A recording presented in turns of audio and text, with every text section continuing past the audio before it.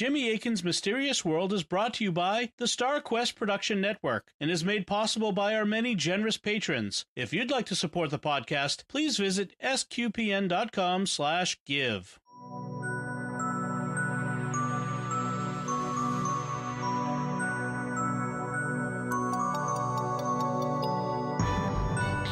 You're listening to episode 26 of Jimmy Akin's Mysterious World, where we look at mysteries from the twin perspectives of faith and reason. In this episode, we're talking about the mysterious disappearance of Jimmy Hoffa. I'm Dom Bettinelli, and joining me today is Jimmy Akin. Hi, Jimmy. Howdy, Dom. I want to remind folks that, as we mentioned the last time, there's a new Mysterious World bookstore at sqpn.com/mysterious. If you go check it out, we have links to all of the books and other materials that are available for purchase that Jimmy mentions during the show. They'll all be linked there in one place. Makes it nice and easy and convenient for you to find it there. So go check that out. Really, we appreciate if you when you purchase from there. That helps SQPN and the show as we go forward and continue producing new episodes. So this week, as I mentioned, we're talking about the disappearance of Jimmy Hoffa. So in the 60s and 70s, Jimmy Hoffa was one of the most famous men in America. It was always in the news, constantly in the news. And, in his own day, he was as famous as Elvis and the Beatles. Not quite, didn't sell as many records as those guys, but was as famous in his own way. Then on July 30th, 1975, he was seen dining at a restaurant in Detroit, Michigan, and then was never seen again. And so his disappearance is a mystery that has never been officially solved, despite, very intensive investigations by the authorities. So we actually do have a good idea what happened, as Jimmy will tell us about, and who was responsible, because one of the people the authorities suspect to have been involved in his disappearance made a deathbed confession. And that's what we'll be talking about today on Jimmy Akin's Mysterious World. So first, Jimmy, for those who aren't familiar, who is Jimmy Hoffa? Yeah, a lot of people don't know about him today, but he was very famous. I remember his disappearance being on the news back in the 1970s when it happened, and he really was hugely famous. He was born in 1913 in Brazil, Indiana. Brazil, Indiana. That's where he's from. And he became a very prominent trade union leader. In 1957, he became president of the International Brotherhood of Teamsters. The Teamsters is a union that began in the transportation industry. Originally, a Teamster was a man who worked with a team of animals to pull a wagon and deliver goods to market. And today, the term is associated with truck drivers who, help keep America's economy moving. Today, the Teamsters Union includes many people in related divisions that also play an important part in America's economy. At its peak during the Hoffa years, the International Brotherhood of Teamsters had 2.3 million members, and it was the largest union in the United States. So this is why Jimmy Hoffa was so famous. His actions had an impact on the lives of millions of people directly, the union members and their families, as well as more broadly in society. And so he was always involved in government things, which we'll talk about. And that brought him to public attention because he would be investigated by, for example, Robert Kennedy. The Attorney General. Yeah. And even before he was Attorney General, he would had various legal matters. And so he was in the public spotlight a lot. One of the reasons for that is he made deals with organized crime. Now, his defenders will say he had to do that because of the influence that the mob had on labor at the time, that there was just no way Hoffa could have been the head of this major union without some kind of dealings with the mafia. One of the things that he did was he used the Teamsters pension fund, so to pay for the retirements of their members. He used the Teamsters pension fund as a kind of private bank to make loans to mob figures. And in particular, one of the things they would do with these loans is build casinos, because at the time, casinos were not the well-established businesses that they are now. This was at an earlier stage in the development of Las Vegas, and banks regular banks frequently wouldn't give loans for casinos. They were viewed as like too risky and so forth. And so Hoffa would use the Teamsters pension fund to make loans, which would then get paid back with a profit. But this, in 1957, led to congressional investigations, which led Bobby Kennedy, who was then a young attorney assisting the McClellan Commission in the Senate, to interact with Hoffa, and he really took a dislike to Hoffa. And then in 1961, when his brother, John Kennedy, gets elected president, Robert Kennedy becomes Attorney General. And he doesn't drop his vendetta with Hoffa. Instead, he sets up a special squad in the Justice Department called the Get Hoffa Squad. So he really had it in for Jimmy Hoffa. And not all of Hoffa's legal troubles came from Robert Kennedy. He also had a variety of issues he was dealing with. And in 1964, he was convicted in Chattanooga, Tennessee, of attempting to bribe a juror. He was on trial there, and he tried to bribe a juror, and they convicted him for it. In Chicago, he was also convicted of fraud and of the improper use of the pension fund.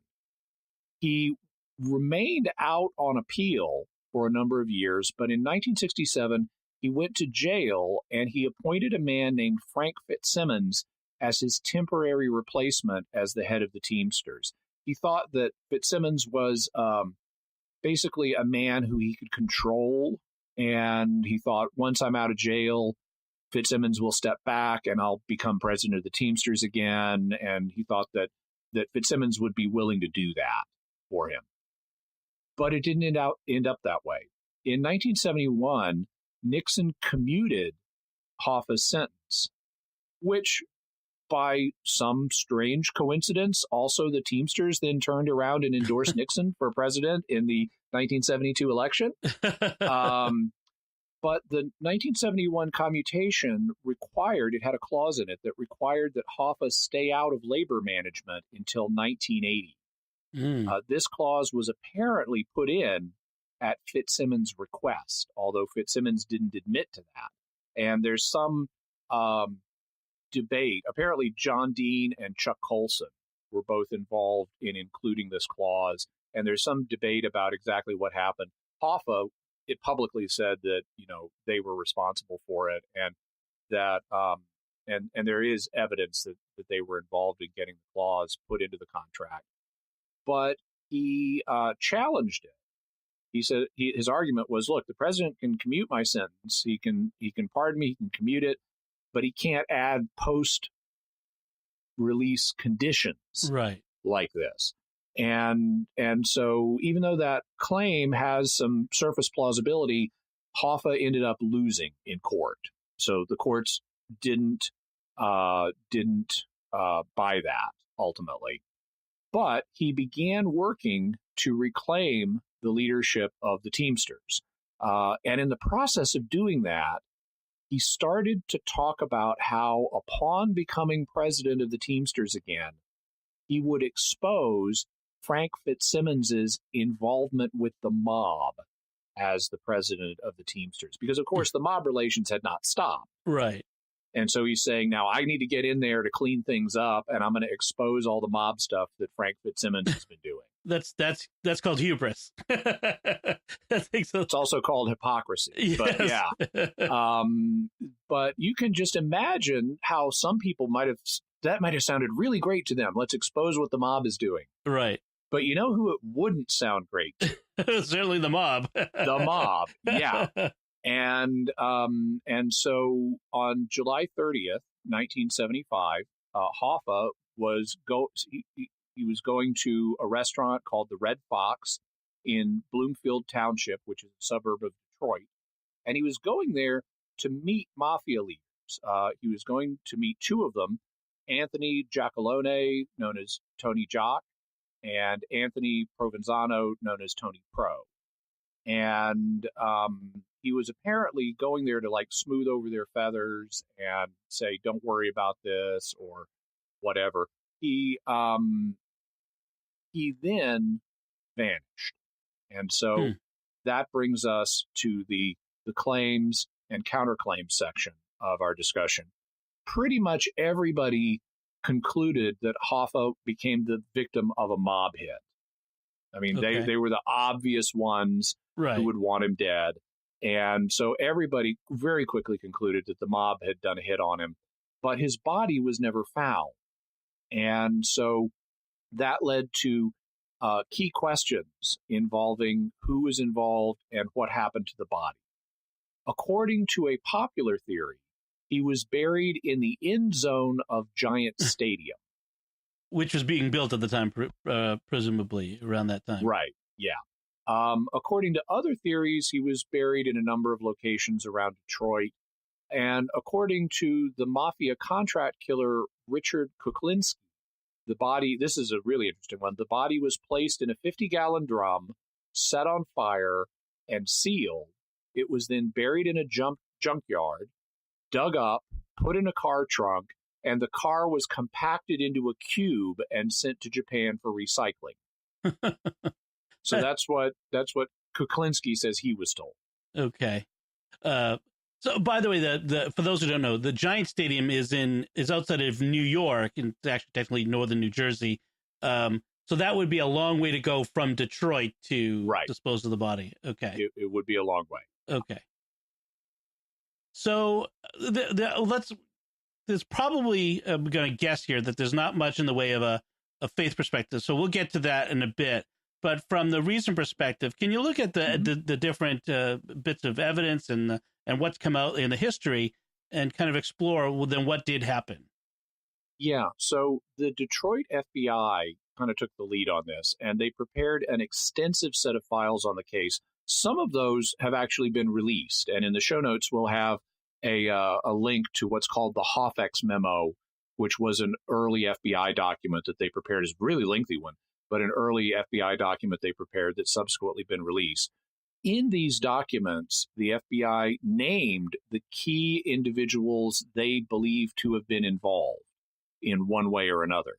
They had a certain set of mafia figures. They said, we think these are the guys. And the former head of the FBI's investigation has even said that they basically solved the case. They just couldn't prove it. And so they think they know who did what. They just couldn't prove it in court. And so the figures were never prosecuted for the murder of Jimmy Hoffa.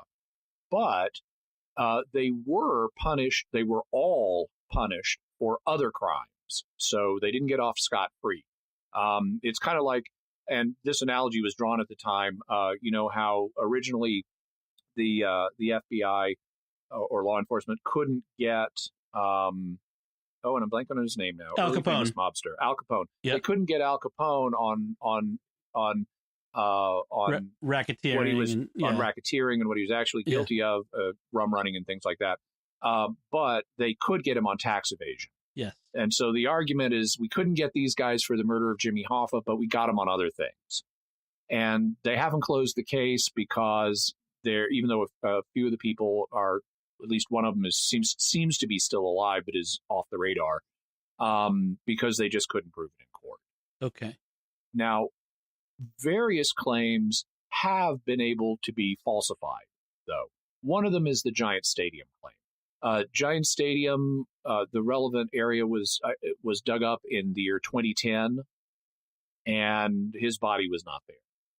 Some of them, like the Japan car into cube theory, are unfalsifiable. No way to disprove. There's no way you can't sort through all the car cubes in Japan, especially after they've been melted down. Right. But there is one very plausible account of what happened, because one of the FBI's key suspects later confessed. Okay. And who is that? Who is the suspect who actually confessed? He's a figure named Frank Sheeran, He's known as Frank the Irishman Sheeran. Okay. And his story is told in a book called I Heard You Paint Houses. The author of that book is Charles Brandt. Charles Brandt is a quite reputable figure. He's had a history in law, and he contacted. He's known as being a very skilled interrogator, and he was able to get a relationship going with Frank Sheeran. And over a number of years, Frank Sheeran gradually disclosed more and more that then on video and audio. A lot of this is recorded, and it became the basis of the book I Heard You Paint Houses. So who Sheeran was, he was an American and of Irish ancestry, and after World War II, and he served in World War II. After World War II, he began working as a trucker. So he was a Teamster. And he was taken under the wing of a mafia boss named Russell Buffalino. And, during the war, he'd killed people, including in some situations that would be classified as war crimes.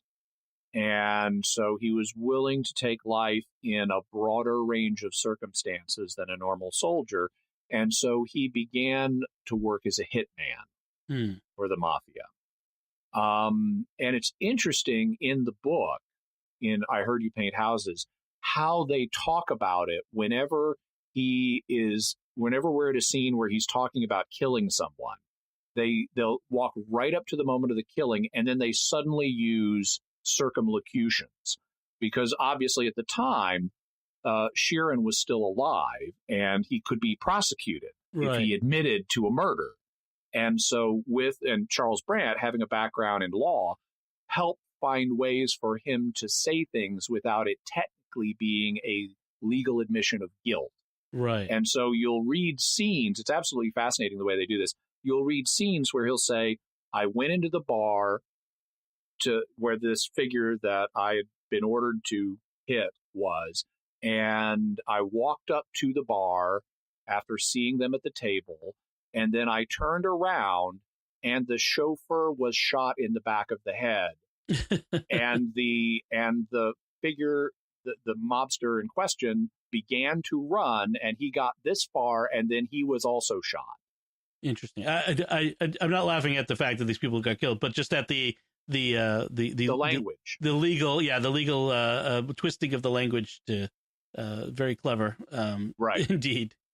Yeah, okay. No, I don't know that. No, he was a really old man at the time, so they never tested this in court. I personally have some doubts about whether this kind of language would be sufficient. I think a jury could look at that and say, you admitted it, whether you didn't say it that way or not. Right. But in any event, Sheeran became a friend of Jimmy Hoffa. Russell Buffalino introduced the two of them. And the title of the book, I Heard You Paint Houses, were Hoffa's first words to Sheeran when they were talking over the telephone. Painting a house is mafia slang for killing someone. Huh. Paint is blood. Gotcha. So the image is you take someone into a house, you shoot them, that's the paint. Right. Sheeran's response to Hoffa was, I also do my own carpentry, meaning I build the coffin, which is a metaphor for building coffins, and thus meaning I also dispose of bodies. Wow. Okay. And so it's more circumlocution. Like if you're going to say this over a telephone that the FBI could have tapped. Right. That's why they're using this kind of jargon. Wow. Hoffa then began to help Sheeran's career, and he helped him become a high official in the Teamsters Union. And there's a lot of interesting stuff in the book, but of course the core of it is the part that deals with the hit on Jimmy Hoffa. Basically, when Hoffa began trying to recapture the presidency of the Teamsters and started saying, I'm going to expose all this mafia involvement, a number of mob bosses became very alarmed, and they said, to various people, including Sheeran, explain it to Jimmy what it is, meaning, here are the facts. Right. Either you stop this or you're going to die. And so Sheeran himself had been told to explain to Jimmy what it is, and he did. He said, there are these guys, they're really concerned, you really need to back off. And Hoffa brushed it off. He said, they're never going to do anything to me. I've got too much information in case of my death files that will be released. And so they wouldn't dare touch me. And so he thought it was possible for him to get through this situation. And he was willing to talk to them, to try to talk them through the situation, smooth over ruffled feathers, while also making it clear that you don't want to touch me. Well, Hoffa repeatedly ignored these warnings, and eventually Sheeran was chosen to be the one to do the hit. The reason that he was chosen was because he was such a friend of Hoffa's. He therefore could get close to Hoffa. Hoffa would not be suspecting that Sheeran would be the one to do this. And basically, Sheeran says he didn't have a choice, that if he had refused, he would have gone to Australia with Jimmy. Going to Australia meaning going down under. Right. He would have been killed too. So this was an offer he could not refuse. They then walk through how they arranged Sheeran's alibi, and it's quite interesting how they did it. Basically, Russell Bufalino, Sheeran's original mentor, and Sheeran and their wives were on a trip together. They were on a road trip, and they left the wives at a restaurant like 3 hours away from Detroit.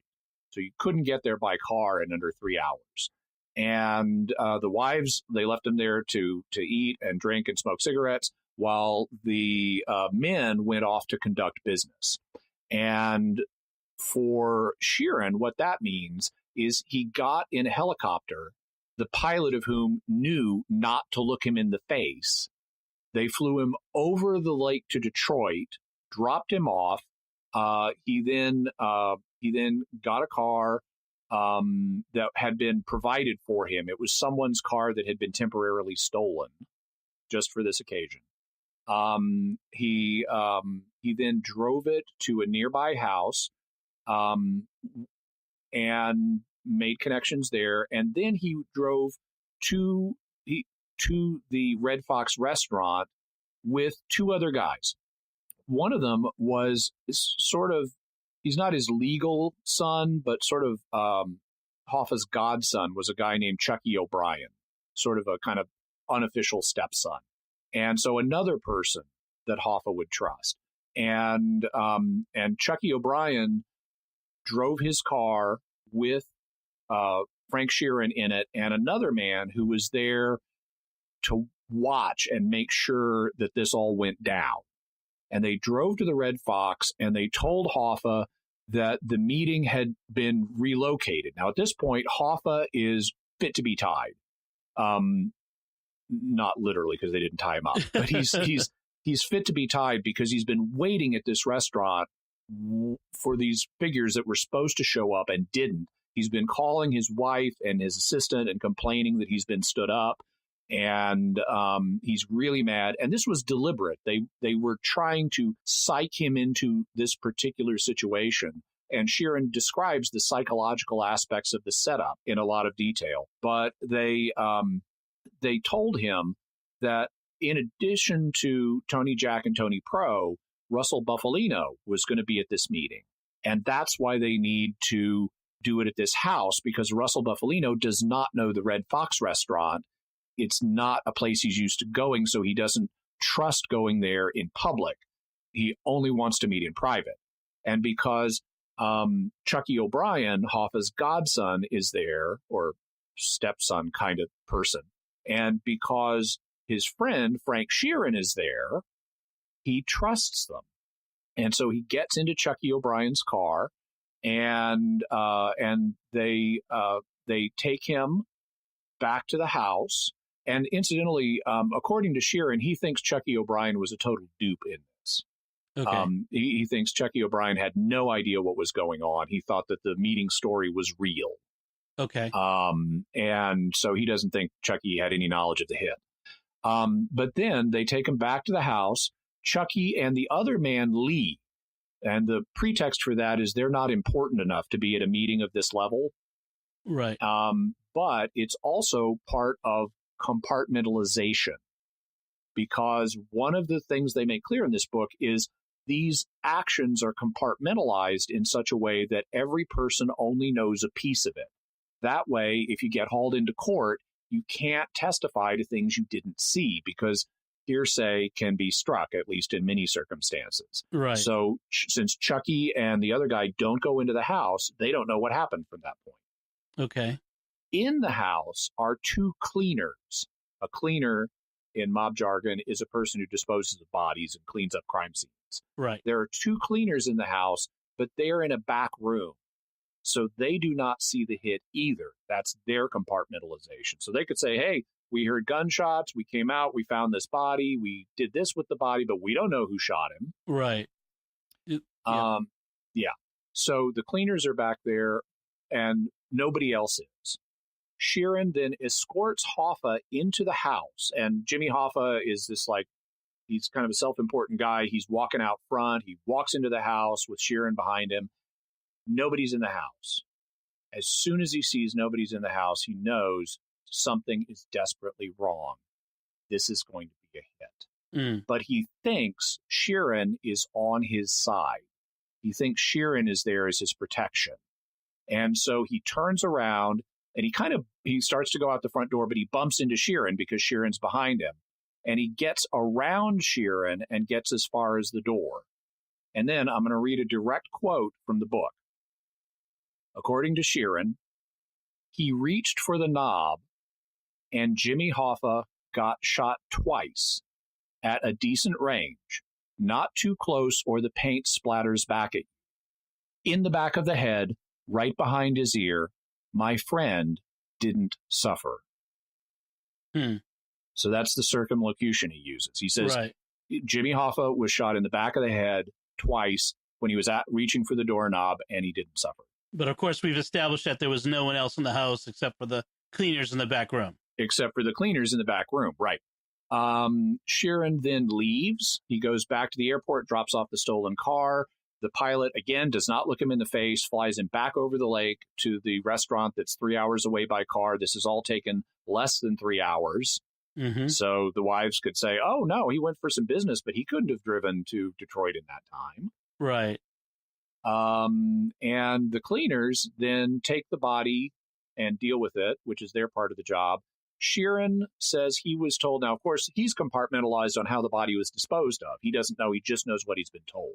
He was told it was cremated, which is why it was not found. And there may be an extra layer of compartmentalization in there because Sheeran, or at least different disinformation, because Sheeran was initially told it was cremated at one place, but then later he was told it was cremated at a local funeral parlor where they do cremations that had mob associations. So that's Sheeran's claims in I Heard You Paint Houses. Okay. So how do we evaluate what Sheeran claims? I mean, is he telling the truth? Is he just self-aggrandizing? How do we evaluate any of this? Yeah, I whenever I hear a confession story like this, I always put on my skeptic hat because there are lots of people who confess to crimes for reasons of self-aggrandizement or mental illness. Right. And I mean, like loads of people have confessed to the JFK assassination. And so anytime there's a famous crime like this, probably more people are going to confess to it than actually did it. Right. And so you have to look for signs of, is this guy credible or not? In Sheeran's case, now I think his story is entirely plausible. All of the decisions make sense. There's nothing there that leaps out and screams, this is implausible. Okay. So then we look at the guy himself and the circumstances under which he made this confession. The first thing is he is reluctant to do this. He just doesn't come out and say this on his own. The author of the book, Charles Brandt, has to kind of coax it out of him a little bit at a time over a period of many years. Like I think they had like a 6-year relationship. Mm-hmm. He also doesn't do it until he's on his deathbed. He's quite old at this point. And even in the book, he doesn't directly say it. But he did directly say it when he was closer to death. So even after the manuscript was in preparation, he went on to continue talking to Brandt.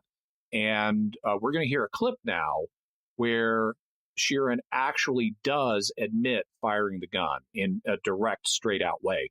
So here's a clip of Charles Brandt after the interviews that were in the book, interviewing Frank Sheeran about this. How many shots were fired at Jimmy? 2. You were the shooter. That's right. Yeah, so there he directly admits it. There were 2 shots, and he says, that's right, I was the shooter. He also, in the book, expresses regret at having done this. It's not like he secretly hated Jimmy or anything like that. I mean, he's his friend, and he expresses remorse over having done this, but he feels like he didn't have a choice. And that, I think, also is a motive of credibility here. If he were just doing this for self-aggrandizement, you're kind of diminishing yourself. You're not just aggrandizing yourself. If you're saying, I killed my friend and I'm really sorry I had to do it, but I did. That's not, look at me, how glorious I am. Also, there is some external evidence. One of the things they found in the backseat of Chucky O'Brien's car was a hair. And this hair had a follicle on it that could be DNA tested, even after all these years. And it was Jimmy Hoffa's DNA. So they found one of Hoffa's hairs in Chucky O'Brien's car. Also, Sheeran was able, even all these decades later, because it's like 30 years later when he's talking to Brandt, he was able to remember where the house was this happened. And he took Brandt to the house. And they didn't go inside. It had new owners and stuff. But later on, after Sheeran died, Brandt did get access to the house. And one of the things he thought when he first accessed the house was, okay, a bunch of this matches the description of the interior of the house that Sheeran gave me, except for this one thing. Sheeran said that there was a back door, like out of the kitchen, and there wasn't. And so he talked to the house owner about that, and the house owner said, oh, yeah, there was one. We took it out when we remodeled. Huh. And so that bit of the description also fit, even though if, let's say, Sheeran had scoped out this house recently, he wouldn't have known about the door. Okay. So it's evidence he had knowledge of the house from back then. Also, there's this chemical called luminol. And what luminol does is it binds to the iron in your blood and it makes it glow. And so luminol is used at crime scenes to detect the presence of blood. So after the claims got made regarding this is the house where Jimmy Hoffa was killed, they did luminol testing in the house, and they found a blood trail that matches the description that Sheeran had provided of how Jimmy Hoffa's body was disposed of. Because blood is extremely persistent against even regular cleaning. You'd have to do intensive cleaning to get rid of blood evidence. Right. I've watched lots of CSI. Okay.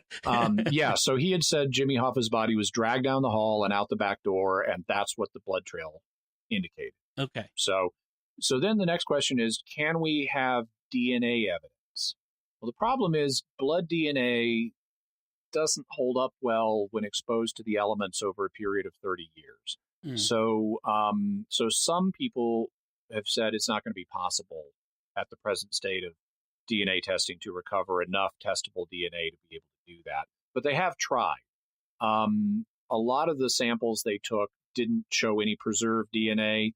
One of them did show a man's DNA, but it wasn't Hoffa's. But that doesn't mean that Hoffa wasn't killed here. It just means somebody bled here recently. Some man bled here recently enough to have detectable DNA. Right.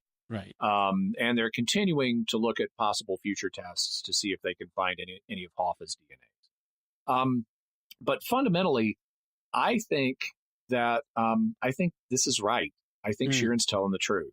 He may not be telling the truth on absolutely everything, but I think, I mean, he was one of the people that the FBI singled out as we think he's involved. And he's made a deathbed confession with regret and with details of the house that have subsequently been verified. And to me, I think his claim is fundamentally credible. Okay. Now, if that's given, it then means you got to look at some other claims that he made in the book, because there's long been rumored mafia connections to all kinds of things in American politics. And one of the things that Hoffa claimed, or that Sheeran claims, is that he was ordered, because he's a trucker, right, or early in his career, back in the early 60s, he was ordered to deliver guns to David Ferry for the Bay of Pigs invasion, right, that Kennedy went along with at the beginning of his term. David Ferry is a figure who then figured prominently in the investigation of the JFK assassination that was conducted by the New Orleans district attorney, Jim Garrison. So Ferry is also, according to the Garrison investigation, was also involved in the Bay of Pigs. So it's one of the reasons he hated Kennedy, is Kennedy didn't follow through on the air support the CIA believed he was going to offer for the invasion, right. Thus led it to fail. There's long been rumors that the CIA, and it might be more than rumors, that the CIA worked with the mob to support the Bay of Pigs invasion, which was Cuban expatriates invading Cuba to overthrow Castro. Right. And that's where they got like some weapons and things for those Cuban exiles. Right. And the mob was interested in overthrowing Castro because they had many financial interests in Havana. Yeah. Yeah. They had all kinds of casinos. Havana used to be a pleasure town like Las Vegas until Castro came in and closed down all their businesses. So the mob hated Castro and wanted him overthrown. Right. So there's kind of a natural alliance there. And according to Sheeran, he was ordered to deliver guns to David Ferry for the Bay of Pigs invasion. Gotcha. He also said he was, a couple of years later, ordered to deliver guns to Ferry again for the JFK assassination, which had mob and Jimmy Hoffa involvement, which is another very popular theory about the JFK invasion. Assassination, sorry. It was a kind of invasion, with the bullets. Yes. But he also then claims that various Nixon officials, including John Mitchell, the former Attorney General, were involved in some of these behind-the-scenes things. Like, I believe if I remember it correctly, there's a place where John Mitchell comes to deliver a warning, like telling Jimmy he needs to back off. And he wanted to get this warning to Jimmy that he needs to back off what he's claiming about, retaking the Teamsters leadership and exposing mob ties. So there's, in any event, a claim that Nixon officials like John Mitchell were involved in that. What to make of these auxiliary claims, I don't know. They're possible, but I don't know what to make of them. I do think, though, that his fundamental claim about he's the one that killed Hoffa is accurate. So, as always, we take a look at the reason perspective and then a faith perspective. Is there much to say from a faith perspective on this mystery? Well, obviously, we want to pray for the soul of Jimmy Hoffa and all of the souls of everybody who is involved, both the perpetrators and the victims of all these crimes. It's never too late to pray for anybody. And one positive thing to note is that before he died, Frank Sheeran, who was Irish and Catholic but had not lived as a Catholic for many, many years, he came back to the sacraments. He went to confession more than once and was absolved. And it's clear in reading I Heard You Paint Houses that he was very gratified by the fact that he'd had his sins forgiven in confession. So let's hope he made a good confession and that he was indeed forgiven. That's amazing. That is so, and I think you've already given us your bottom line, which is you believe Sheeran's claims about Hoffa, and Others hard to know, especially because of the compartmentalization that's involved. Right. You were told, bring these guns to this guy, and you infer that they were used in the Bay Pigs invasion. Right. So, okay. And as far as where Jimmy's body ended up, that is also still a mystery. Yeah, according to Sheeran, it was cremated, and that's why it hasn't been found. But again, that due to compartmentalization, even those claims are still open. Yeah. Okay. So, what kind of resources can we offer the listeners who want to find out more about this? Well, one thing to look out for is an upcoming movie that Martin Scorsese is making for Netflix about all of this. It's based on I Heard You Paint Houses. There's been some dispute about what the title of it is going to be, but it's going to star Robert De Niro and Al Pacino and Joe Pesci. So all of those mob actors, that are famous from other roles. I mean, not that they're in the mob, but they portray mob figures as prominent roles. So which one is Hoffa? Because they could all be Hoffa. Yeah. I forget. I believe it actually has been announced, but I'll have to look it up. Who it is. So keep an eye out for the upcoming Martin Scorsese film. The key thing to read to get this account is the book, I Heard You Paint Houses by Charles Brandt, and we'll have a link to that. Also, I have links to online resources that you can just look at for free. One of them is Wikipedia's article on Jimmy Hoffa. Another is Wikipedia's article on Frank Sheeran. Okay. He has his own Wikipedia page.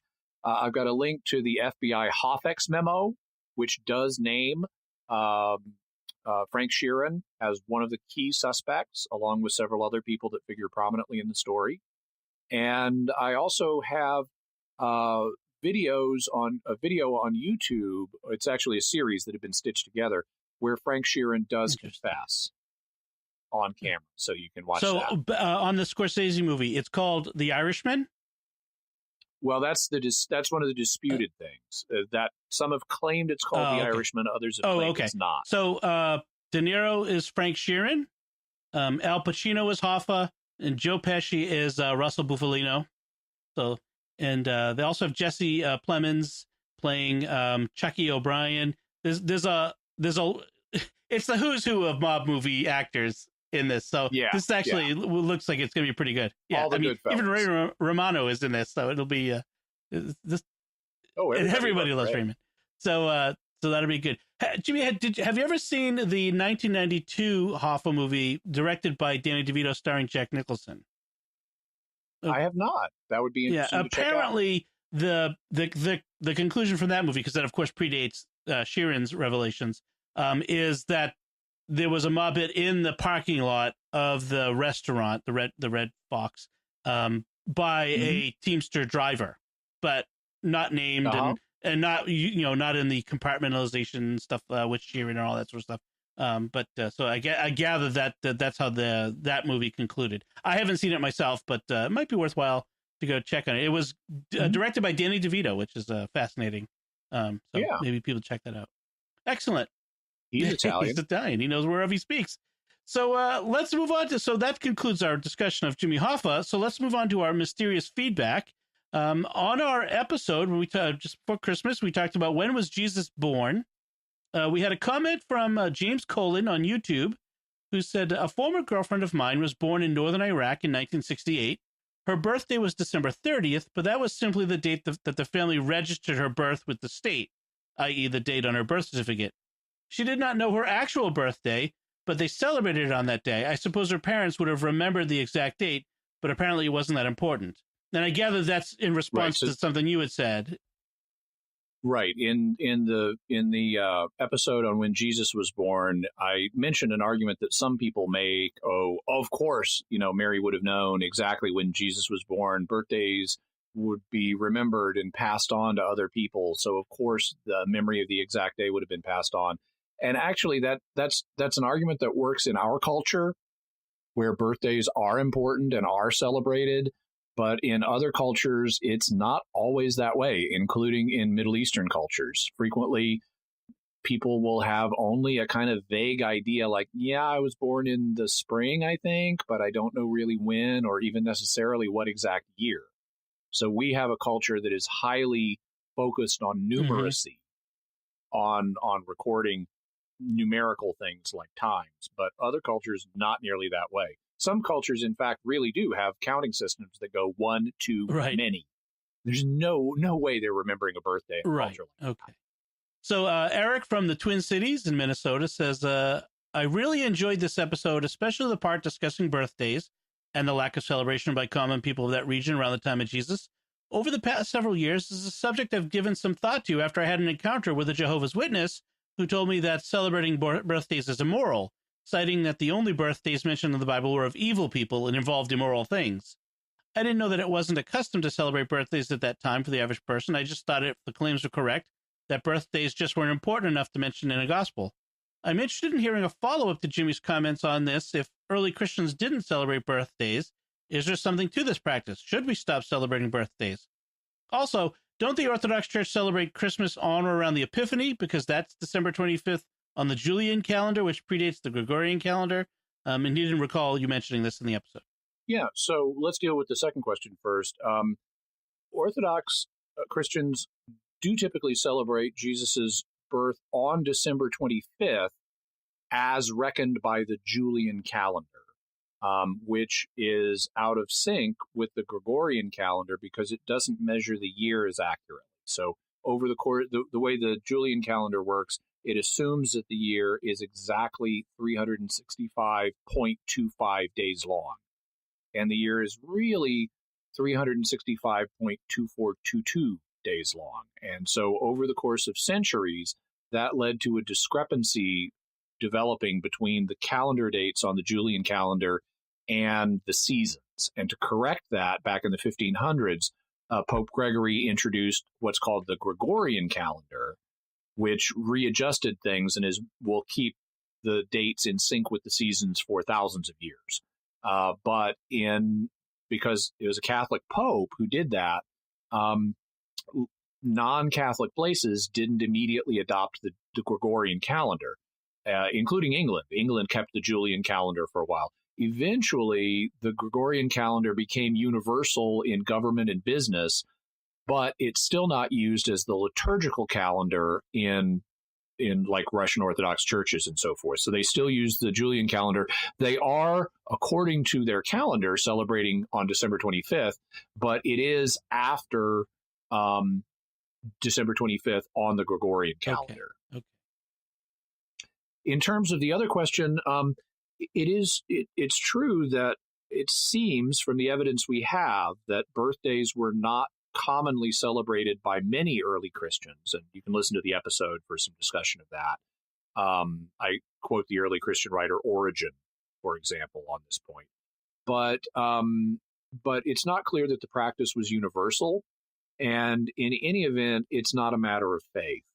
There's no commandment that says you must or must not celebrate birthdays. The argument that Jehovah's Witnesses make that the few figures, basically Pharaoh and one of the Herods, the Herod who puts John the Baptist to death, that they both celebrated birthdays. That's at best a extraordinarily weak inductive argument based on inference that just because they did bad things on their birthdays, well, a lot of people do bad things on their birthdays. That doesn't mean that birthdays are bad.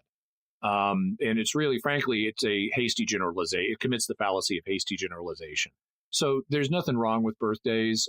Some cultures celebrate them, some cultures don't. Ours happens to, but we don't need to stress about it one way or another. It's just a cultural practice.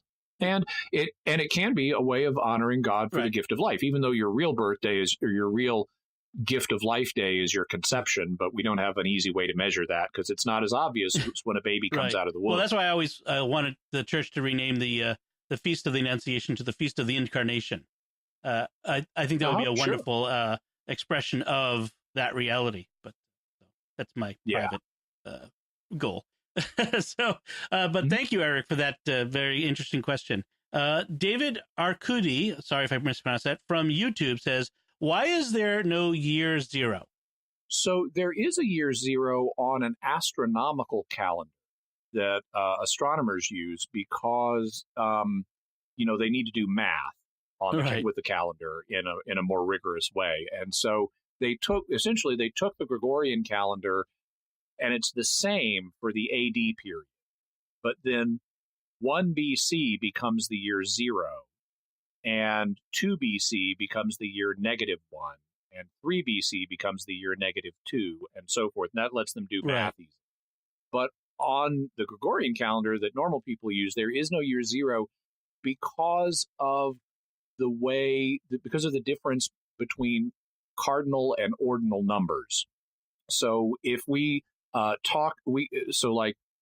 if we talk about somebody's first year, that doesn't mean they're 1 year old. If someone's in their first year, that means they're between 0 and 12 months old. Right. They become one when they complete their first year. And so the AD years, AD stands for Anno Domini, which is Latin for the year of our Lord. And so the year of our Lord 1 would, in theory, be Jesus's first year, between when Jesus was just born and the time he turned 12 months old. The first year before that, or the first year before Christ, would therefore be the period of 12 months preceding that. And so that's the general logic. You have Jesus's birth as a theoretical dividing line. It's not really there. It's sometime in 3 or 2 BC. But when the Gregorian calendar was set up, the calculations it was based on assumed Jesus is born at the end of 1 BC, and then 1 AD is the first calendar year, the first year beginning in January after his birth, and 1 BC is the first year before that. So it's because first is different than 1. And so you have the first year after the first year before, and no 0. Also, one of the reasons for that is 0 was not yet used in Western mathematics at the time these calculations were made. Right. Interesting. Yeah, no one is ever actually 0 except for that one moment when they were born. As soon as that moment passes, it's 1 second old, 2 seconds old. Yeah. Excellent. So you need calculus to deal with infinitesimals. So, and then one more piece of feedback from Lil Zaza on iTunes, and an iTunes review, for which we are so grateful to get iTunes reviews. He or she says, Jimmy has so much knowledge and presents it in an easy, clear style. Longtime listener and will donate to SQPN. Well, thank you, Lil Zaza.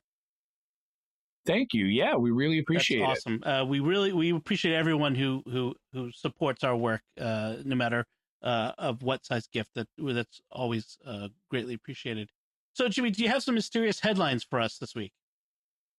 Yeah, a couple things.